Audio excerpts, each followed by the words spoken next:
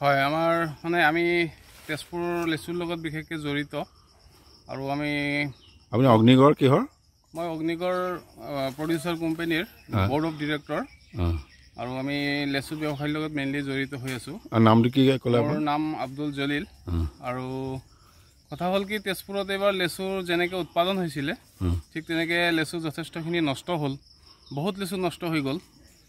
বিশেষকৈ বহুত ৰ'দ আৰু তাৰপিছতে বহুত অতিপাত বৃষ্টি হোৱাৰ কাৰণে বৰষুণৰ কাৰণে বহুত লেচু নষ্ট হ'ল।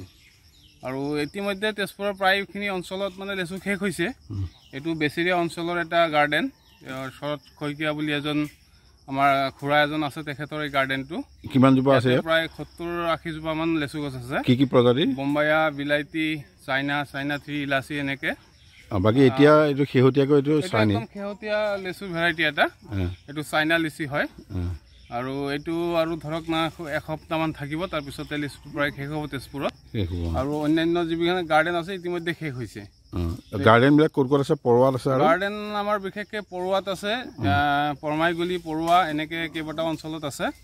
আৰু ইয়াতে এইটো হ'ল আপোনাৰ বেচেৰিয়া আৰু ডিপুতাতো এটা গাৰ্ডেন আছে, তাতো এটা ভেৰাইটি আছে যিটো মানে একদম শেহতীয়া ভেৰাইটি, সেইটো হ'ল চাইনা 3। ডিপুতা কাৰ ঘৰ? সপোন শইকীয়া নেকি? এইটো হয়, সপোনদাৰ ঘৰত। স্বপনদাৰ ঘৰত আছে। স্বপন নেওগ তেখেতৰ ঘৰত লাষ্ট ভেৰাইটি এটা আছে। আৰু বাকী ইতিমধ্যে প্ৰায় তেজপুৰত লিচু শেষ হৈছে।